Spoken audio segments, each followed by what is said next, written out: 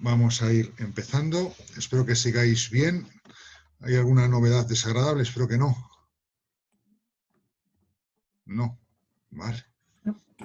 Bien, pues vamos a rezar una de María.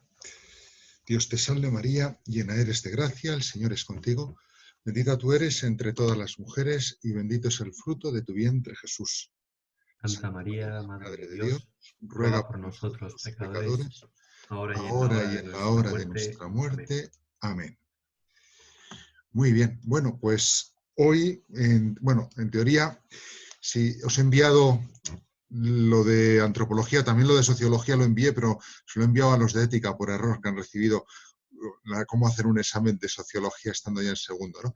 Pero sociología, cuando acabe esta hora, os lo reenviaré, los que estéis en sociología, el mismo tipo de documento y avisos que os he dado en el PDF a los de antropología, ¿no? Pediros paciencia con el tema de los correos porque los tengo realmente demasiados, ¿no? Y no doy abasto, entre otras cosas, a verlos. Y pediros que los correos no los multipliquéis sin necesidad. Que tengáis un poquito de paciencia y voy a intentar desbloquearlo este finde. Y si cualquier correo que me indiquéis en el título, el asunto del correo es muy importante que ponga con mayúsculas antropología y luego el asunto que vosotros digáis. Antropología, me gustaría hacer un trabajo más, no sé cómo, lo que sea, ¿no? Pero si no, al final los correos los va agrupando el programa de manera que algunos incluso aparecen como leídos a veces sin que los haya leído por el tema de cómo van clasificados, ¿no?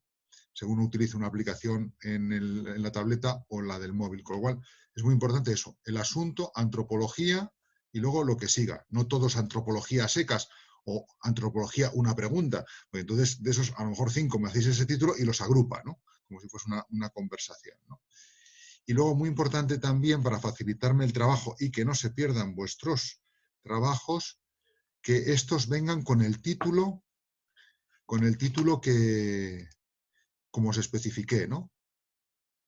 Antropología con mayúscula y luego todo seguido, sin caracteres, sin comillas, espacios en blanco, sino todo seguido con minúsculas, tus apellidos, siempre tus apellidos, no el nombre, porque es con lo que yo identifico el trabajo. Sobre todo, ten en cuenta que algunos luego sería lo normal, ¿no? Que dentro del trabajo tú también pongas tu nombre. Pero hay varios que me entregan un trabajo y dentro del trabajo no viene el nombre. Y en el nombre del archivo tampoco ha seguido las instrucciones, con lo cual yo me lo descargo y luego, ¿cómo sé de quién es ese trabajo? Pues no puedo, ¿no? Entonces, yo sé que es un poco pijotero el asunto, pero evita el error desagradable de que luego no haya un trabajo que se pierda por ahí, ¿no? Bien, bueno, pues hecho esto, vamos hoy a seguir con el tema del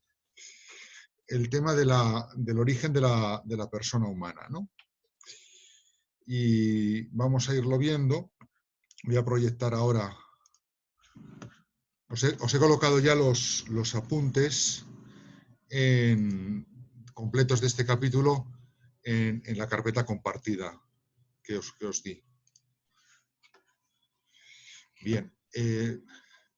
Para abordar, ya estamos en el campo del dinamismo de la persona. Hemos visto qué es, los principios, hemos visto las capacidades o facultades dinámicas con los campos de acción de estos dinamismos, inteligencia, voluntad, afectividad, y cómo este dinamismo de la persona es libre, responsable, por lo tanto también con una dimensión constitutivamente ética o moral. Y ahora vamos a ver en lo que sería un poco el desarrollo de ese dinamismo desde su origen hasta su muerte o trascendencia, ¿no? Lo que sería la vida humana, la parte más existencial de la asignatura, ¿no? Bien, la primera pregunta es, ¿qué hace falta para que un ser humano, una persona, ya sabemos que es una persona, que es un absoluto, exista, ¿no? Y después de saber qué hace falta para que exista, desde cuándo existe, teniendo en cuenta eso que hace falta, ¿no? Entonces, como presupuestos o marcos de referencia, son cosas que en teoría ya hemos visto, tenemos cuatro características, ¿no? Uno, la persona es unidad en la dualidad de coprincipios. Es decir, la persona es cuerpo-alma, la persona es espíritu encarnado, la persona es carne, ¿no? Es carne, que implica espiritualidad y materialidad a una, ¿no? Esto es muy importante, ¿no? Es muy importante. Porque si pierdo de vista la unidad, incluso con buena fe puedo dar lugar a explicaciones que son luego ante el mundo como irrisorias, como que descalifican al mismo que las sostiene, tanto desde un punto de vista de pensamiento como desde un punto de vista cristiano, ¿no? Yo recuerdo que es muy típico en las catequesis con los niños, y además a veces nuestros catequistas que están haciendo un gran esfuerzo de formación y son personas súper entregadas, ¿no? Pero a veces no se les dan los elementos necesarios, ¿no? Explican el tema de la creación diciendo que los papás ponen el cuerpo y Dios pone el alma, ¿no? Y entonces pues tenemos un catequista que no es cristiano en ese punto, o un cura que no es cristiano. Tenemos un cura que es platónico o que es cartesiano, ¿no? Y entonces los papás serían papás del cuerpo y Jesús sería papá del alma, con lo cual el niño habría que enseñarle, si quiere vivir en la verdad, según vaya diciendo, oye, papá de mi cuerpo, ¿cómo estás? ¿No? Y luego cuando hable con Dios, oye, papá de mi alma, ¿no? Y ya nos damos cuenta ahí que hay una incoherencia, ¿no? Sobre todo si hemos tenido en cuenta el punto de partida que es la unidad.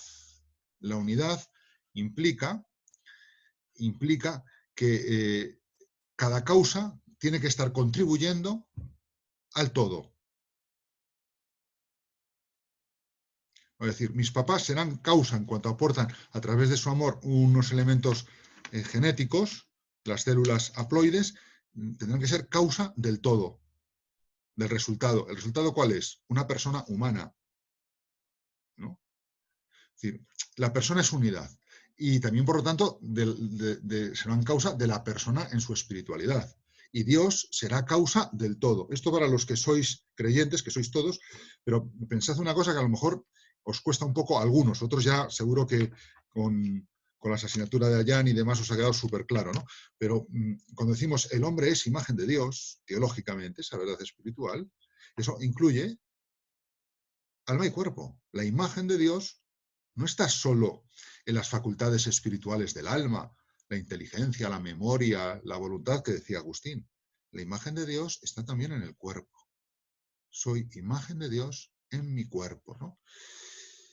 Y eso, bueno, va con lo que la perspectiva que estamos manteniendo en este curso permanentemente, ¿no? Que es una perspectiva de una filosofía de la carne, que valora la encarnación en diálogo con la fe y todas estas cosas, ¿no? O sea, y además, sobre todo, que es verdad, ¿no?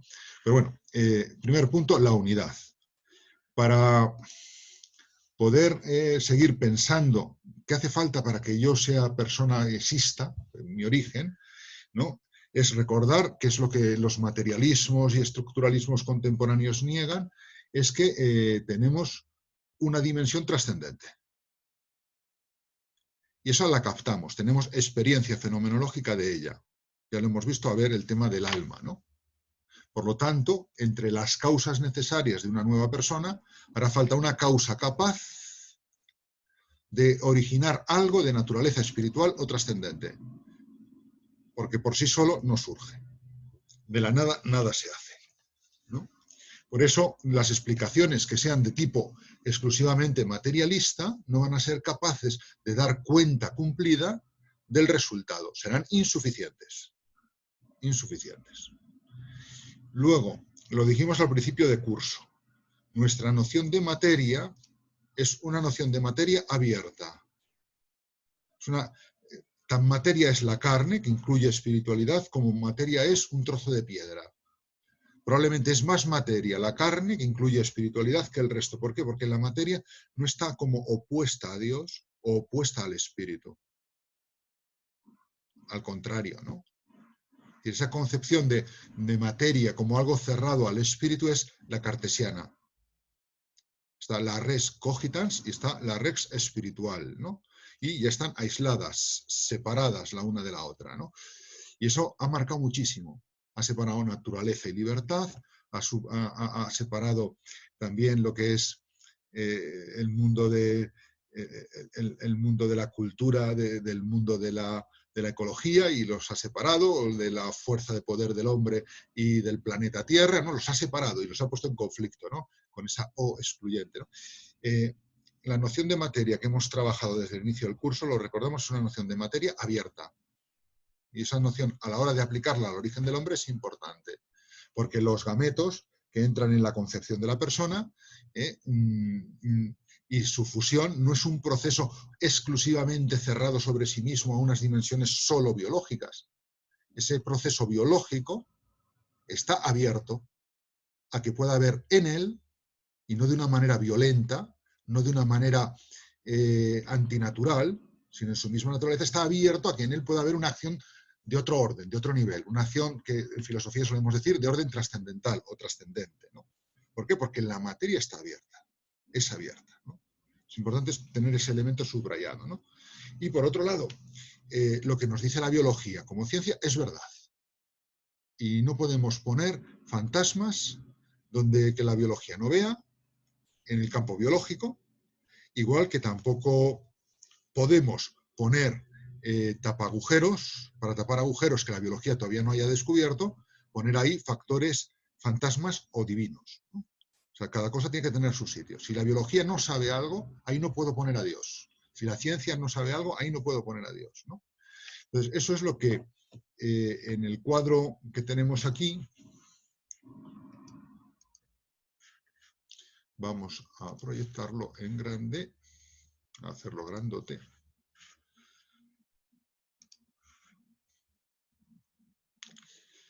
Queda resumido, ¿no? Es decir, tenemos la unidad de la carne,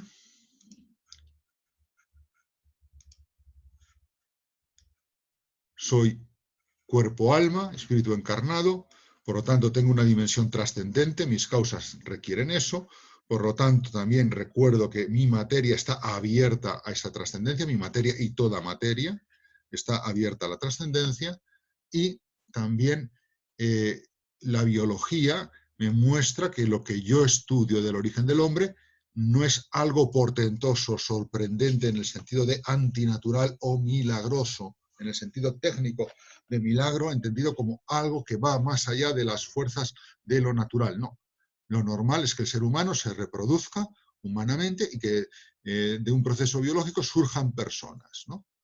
No hay que como estar pensando, por ejemplo, no, entonces cada vez que un matrimonio van a tener un bebé, hace falta un milagro porque no, si no, no se produciría la reproducción humana. Mira, no, a lo mejor Dios hace un milagro muy especial a una pareja que es infecunda en un momento determinado y habrá que estudiarlo y probar que eso es un milagro, ¿no?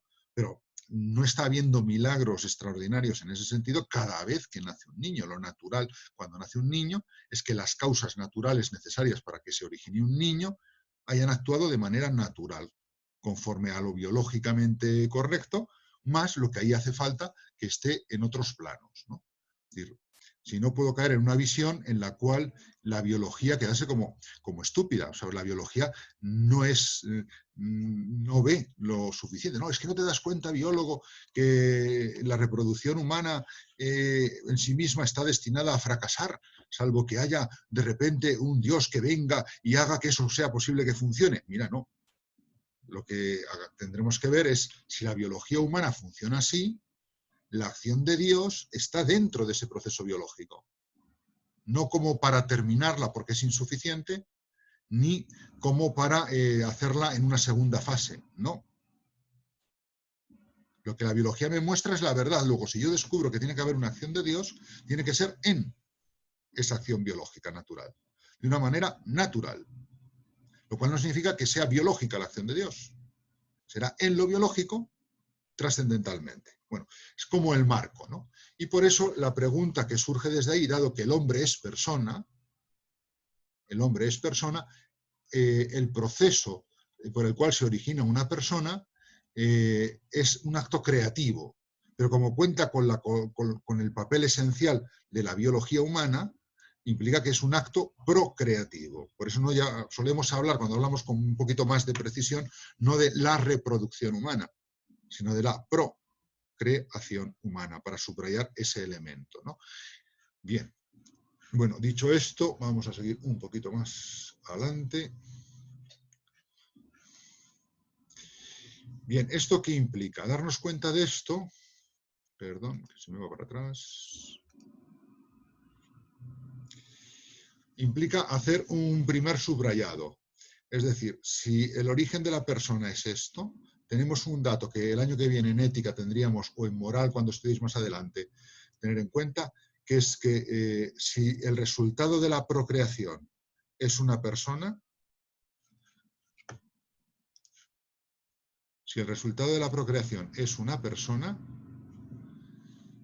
entonces el contexto procreativo, conforme a la dignidad ontológica de lo que ahí se está produciendo, requiere un comportamiento moral concorde. Por lo tanto, tiene que ser un contexto amoroso, un contexto interpersonal, un contexto de donación, no un contexto de utilización, no un contexto de fabricación o manipulación, ¿no? Es decir, tiene que ser un contexto, tiene que haber una coherencia, tiene que ser congruo con eso, ¿no? Por lo tanto, personal y amoroso. Y una segunda observación, ¿no?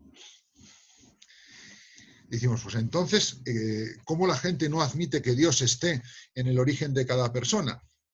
Pues porque no es fácil admitirlo, porque no se le ve. Es decir, nosotros a estas alturas podemos decir que filosóficamente, racionalmente, es accesible el papel de Dios en la procreación humana, pero porque ya llevamos un recorrido mostrando la unidad, mostrando la trascendencia, mostrando las facultades del hombre, mostrando el carácter personal del ser humano. Entonces, desde ahí aparece la posibilidad de decir, aquí tiene que haber un Dios. De alguna manera, aún no he visto cómo, pero tiene que haber un Dios. He visto solo el marco, ¿no? De cómo tiene que estar esa acción de Dios junto al resto de causas. Pero eso no es fácilmente accesible para alguien que no haya hecho un recorrido filosófico suficiente, ¿no? Con lo cual, tú si intentas decirle esto a alguien de la calle que no lo haya pensado antes despacio, pues decir, pues tú ves marcianos, ¿no? Bueno, tendría que hacer un poco de estudio filosófico, ¿no? Bien, entonces, visto esto, vamos ya a la ontogénesis de la persona. Que es la ontogénesis, es la génesis del ente, ¿no? Es la génesis de cada persona. Entonces tendríamos unas explicaciones que yo digo que son deficientes, porque hay algo que les falta, más que falle, es que les falta, ¿no?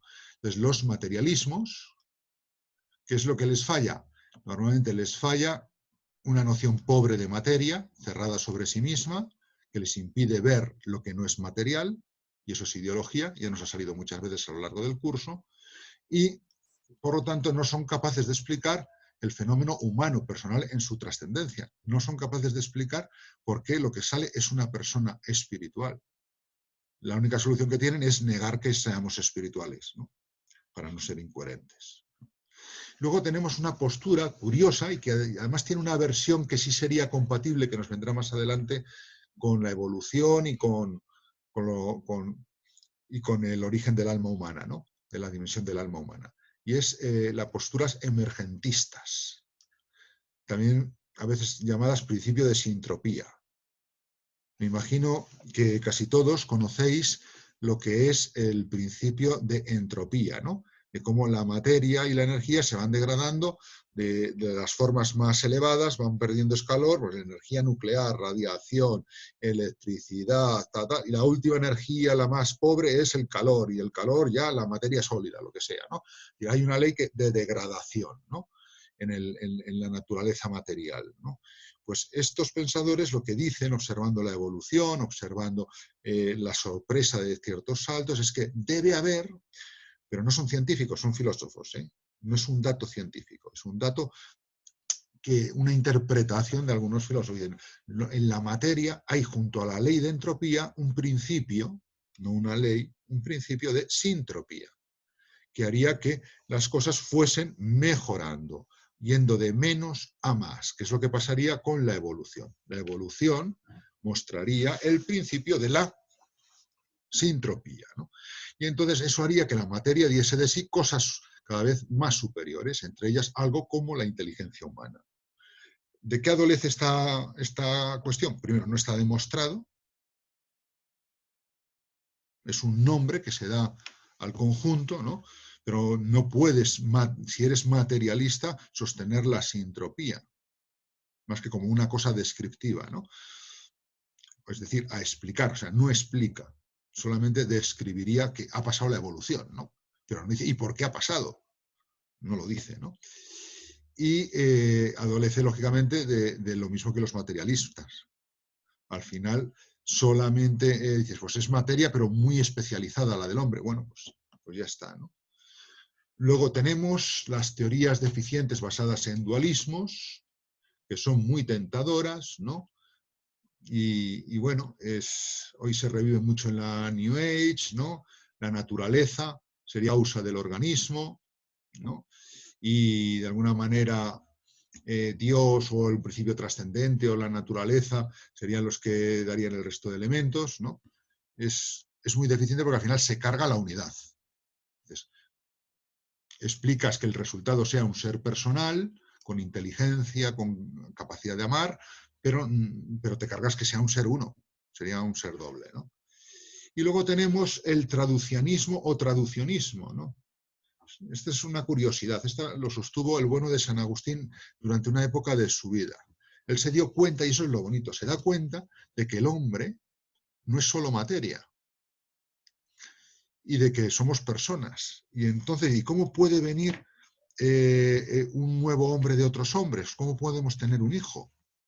Si no basta lo que puede la biología del hombre y la mujer. Y claro, porque en el hombre hay forma, porque en el hombre esa forma es espiritual. Pues esto va a ser un poco como que las formas nuestras educen, entregan, ¿no?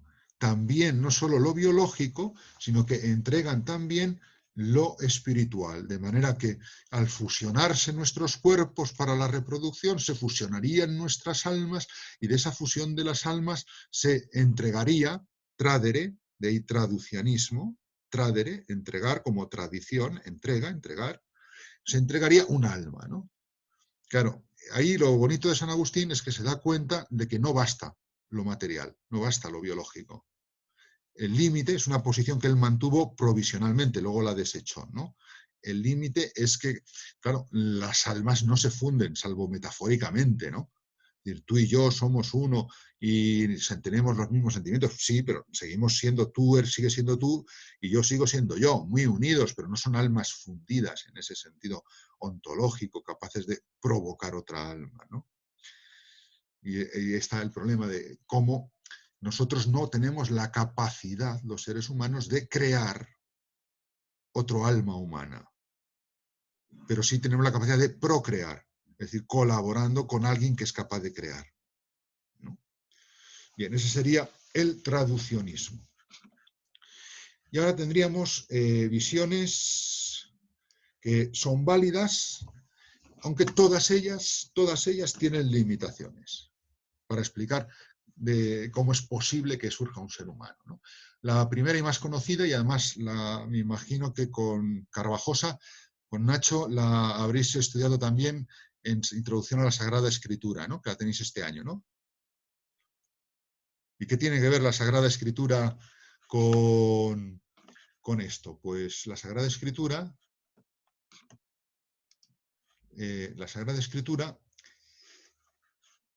tiene que ver porque también ahí se da una acción humana con una acción divina, ¿no?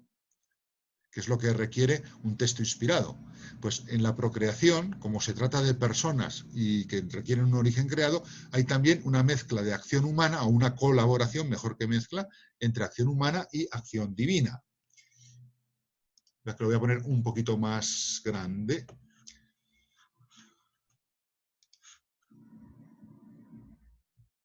A ver, aquí está ya, ¿no?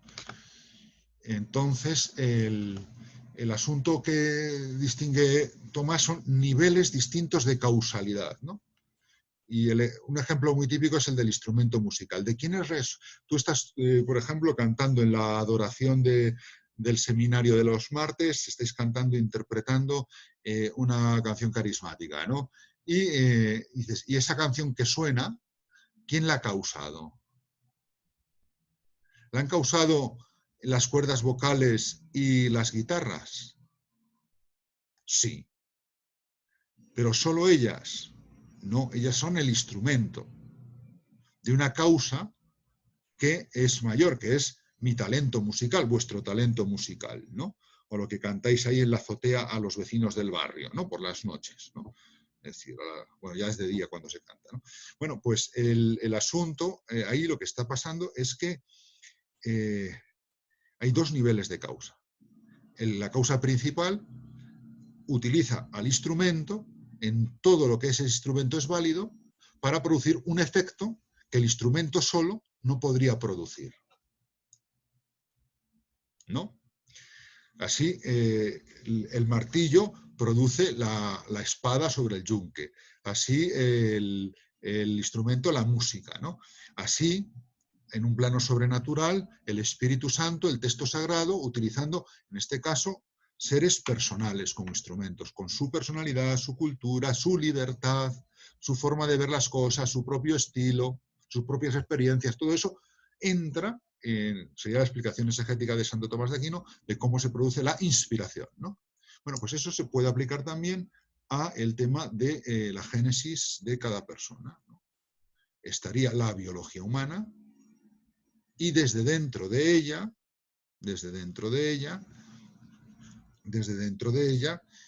tendríamos el actuar de Dios para elevar la acción a ser capaz de producir, de crear un ser humano nuevo. A ver. Perdón, es que cuando lo hago grande...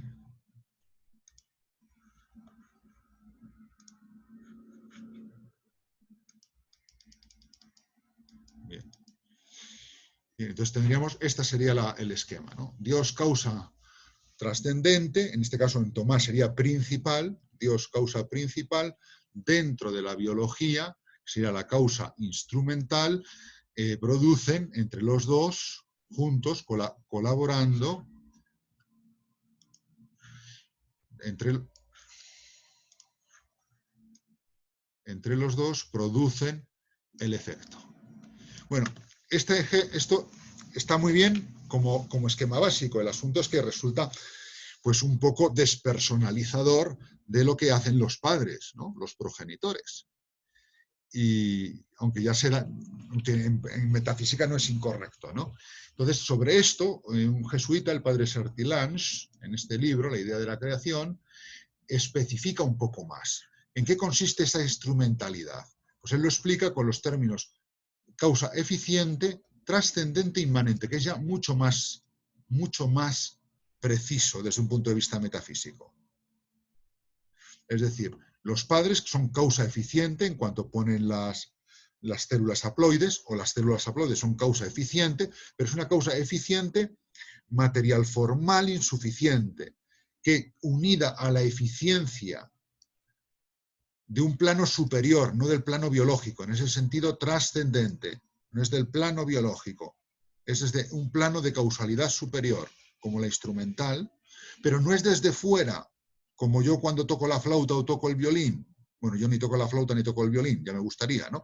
Pero bueno, no es desde fuera, sino desde dentro. Entonces, él habla, y estas tres palabras son las claves, ¿no?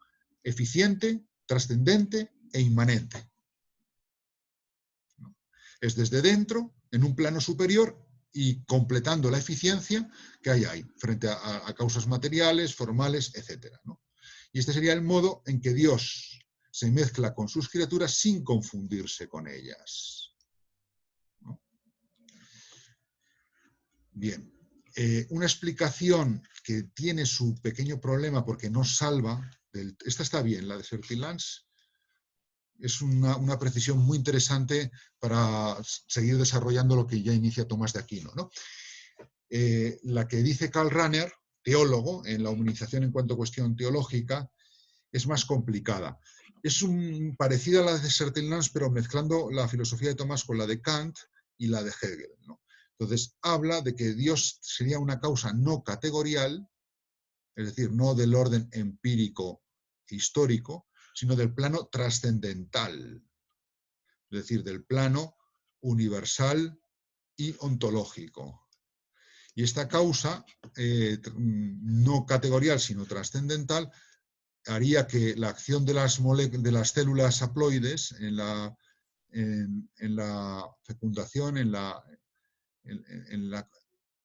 concepción de la nueva persona, haría que estas células tuviesen un efecto desde ellas mismas,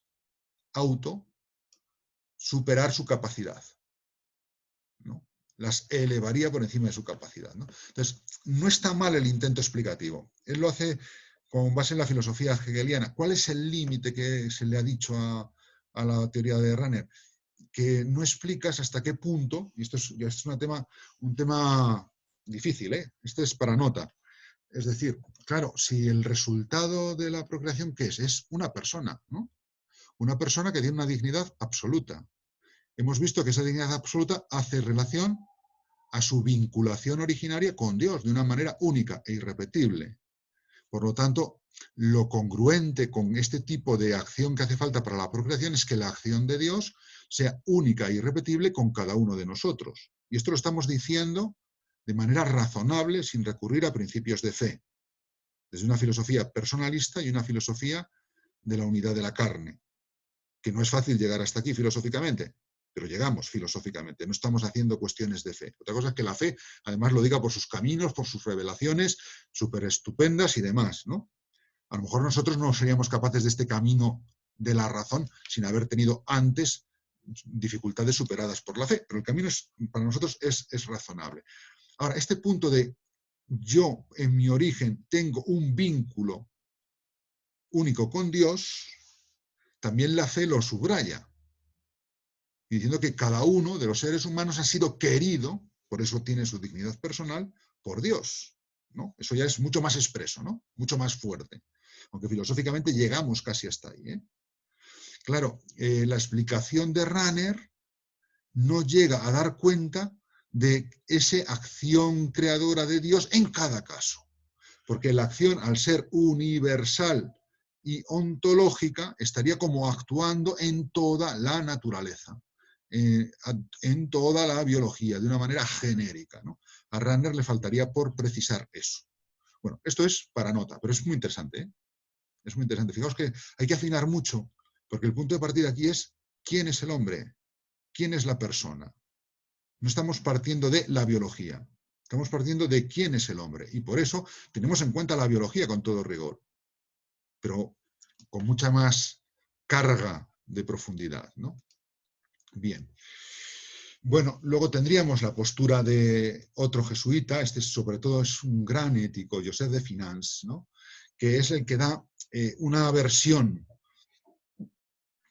no materialista del principio de sintropía. Ya no es el principio de sintropía, sino una ley de novedad que está en la constitutiva apertura del mundo a la acción de Dios. Fijaos que esto, un sitio donde los que os guste mucho Santo Tomás podéis curiosear es en los relatos que tiene en la Suma Teológica cuando Tomás de Aquino comenta la creación, que es en la primera parte, ¿no? Y va comentando los días de la Biblia, de la creación, ¿no? Y hay un momento determinado en que se pregunta ¿y cómo estaban las plantas en el origen de la creación? ¿No? Tal. Y dice, bueno, ¿estaban todas? Y dice, pues no, no estaban todas, porque han ido apareciendo plantas nuevas, ni estaban ahí, aparecen después, de hecho, en el relato de la creación, ¿no? Pero entonces, ¿qué estaban? Y dice él, comentando a San Agustín, que Dios había puesto en la tierra la materia, la potencia, el semen, la semilla de todos los vivientes, o sea, la capacidad de engendrar todas las plantas, ¿no? Como que la materia había puesto una ley de novedad, con una terminología, si utilizásemos lo de Finance, capaz de originar nuevos seres. Pero no es la sintropía, porque la sintropía es la materia por sí misma, crea formas nuevas, no. Aquí es una ley de novedad porque hay un Dios que está actuando en la materia, de manera natural, no sobrenatural, ¿no? Pero bueno, ahí rayamos ya la teología, ¿no? Ahí ya estamos en un campo, ¿no? Porque nosotros lo que sí vemos con la evolución y estas cosas es los saltos de novedad, ¿no? Pero bueno, hay siempre una parte ahí que no podemos racionalizar del todo, ¿no? Bueno, esto mismo es lo que con su filosofía peculiar también hace Zubiri, con el tema del Dios personificador. Dios es Deus persona personans, ¿no? La persona que personifica, ¿no? Y a través de la religación sería el que en el fondo de cada ser humano nos está personificando. Y eso visto desde el lado de la ciencia lo explica recurriendo a la terminología de natura naturans. Aquí sobra naturanas, natura está sobra. Natura naturans. El científico, ¿qué es lo que vería? La naturaleza. Una naturaleza naturata, es decir, la naturaleza en las cosas tal y como están hechas biológicamente hoy. Pero al mismo tiempo esta natura naturata tiene una capacidad de ir naturalizando, produciendo cosas. Natura naturans, ¿no? Esta natura naturans, que la vemos, es lo que biológicamente vemos en la reproducción o en la evolución. En la reproducción del ser humano porque aparecen personas nuevas y en la evolución porque aparecen especies nuevas. Es una naturaleza que naturaliza.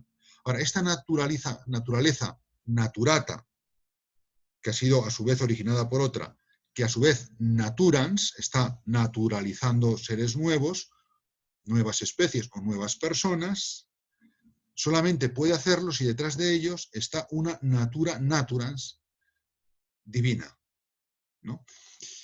La naturaleza que naturaliza por sí misma, si fuese solo la naturaleza material, no basta.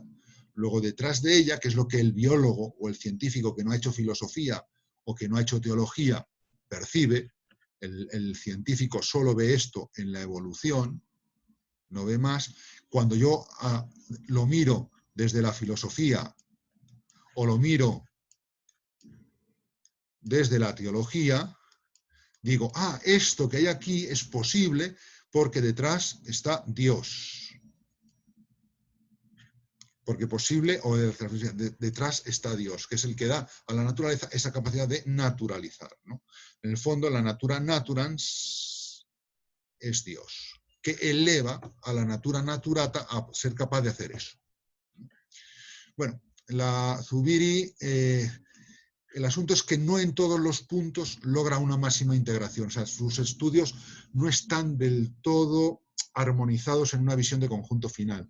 Entonces, los tienes de diferentes épocas y entonces es muy difícil y muy discutible cuál es la postura definitiva de Zubiri en su pensamiento. Pero bueno, da elementos ahí que son interesantes, ¿no? Para dialogar con la ciencia, para entender desde una visión más cientificista cómo abrir el pensamiento hacia lo divino, ¿no? O sea, tu científico puedes llegar hasta la natura naturans. Ahora, ¿qué es la natura naturans? ¿Qué hay detrás de ella, en el fondo? ¿Cuál es su carácter ontológico? Te lo tendrás que preguntar, ¿no? Bien, pues esto sería, de momento, lo que es las explicaciones suficientes, aunque todas tienen sus problemillas, de cómo es posible que a través de una cuestión biológica se origine un ser humano.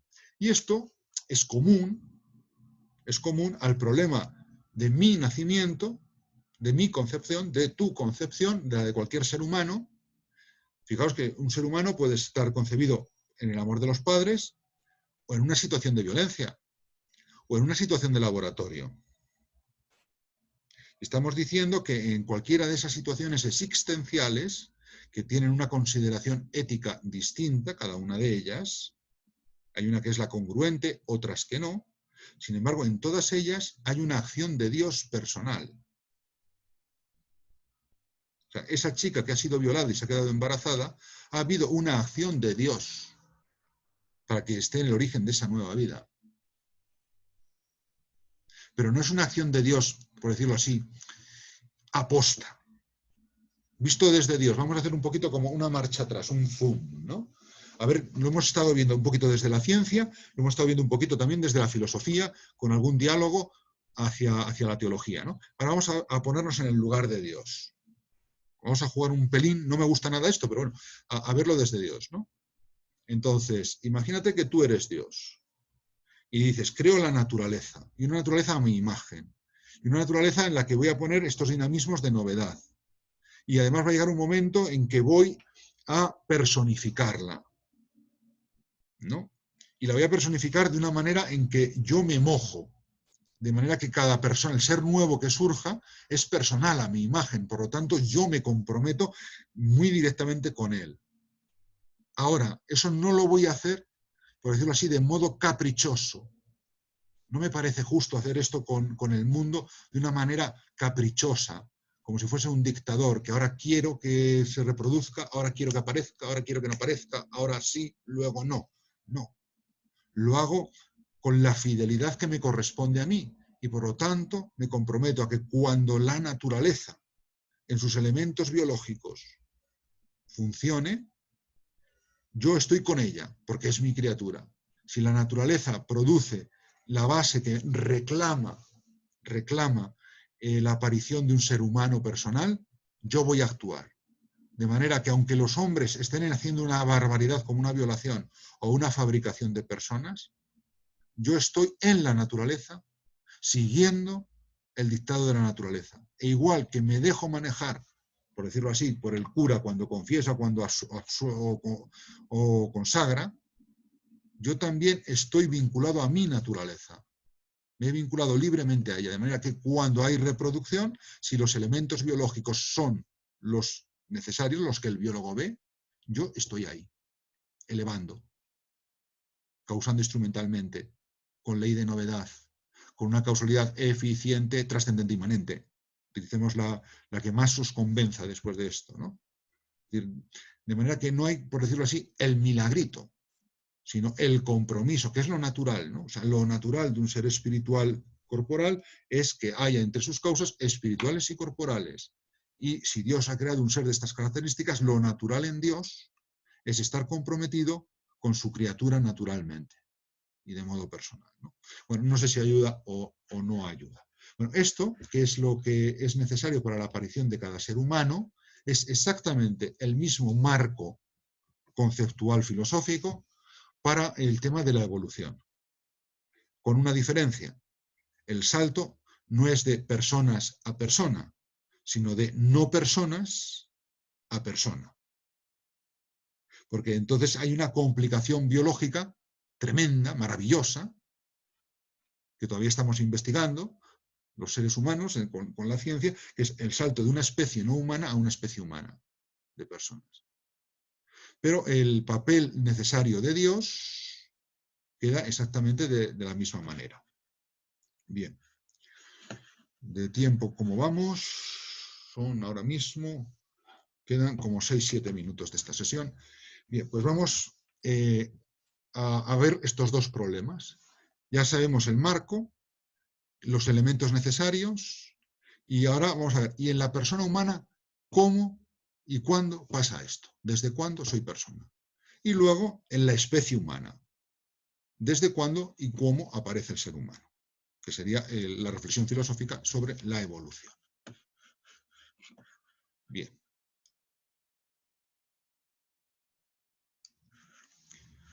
Vamos a hacerlo pequeñito otra vez. Bien. Entonces, metiéndonos en el desde cuándo soy persona. Este material ya tenéis el PDF puesto en la carpeta, ¿de acuerdo? ¿Qué es lo que nosotros sabemos? Nosotros no tenemos un detector de almas, ni un detector de principios espirituales. Nosotros lo que sabemos es que si hay organismo humano, todo organismo humano que conocemos es vivo, es de una persona. Mi hermano es persona, mi madre es persona, mi vecino es desagradable, pero es persona, el profesor es un pesado, pero es persona, ¿no? Es decir, somos personas. No conozco ningún organismo humano que no sea persona. Luego, donde hay un organismo humano, cuerpo humano, es porque hay una psique, un alma, un principio espiritual humano. Luego, cuando yo mire en el origen, en la concepción humana, el criterio que yo tengo es esa experiencia. Es decir, no hay cuerpo humano individual vivo que no sea persona.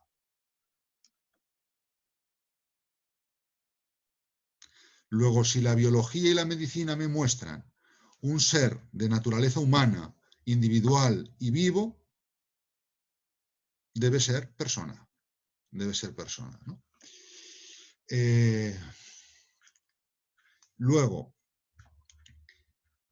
la persona no tiene la misma situación permanentemente en la existencia, sino que va creciendo, desarrollándose en algunos aspectos debido a unas leyes puramente biológicas, en otro también usando su libertad.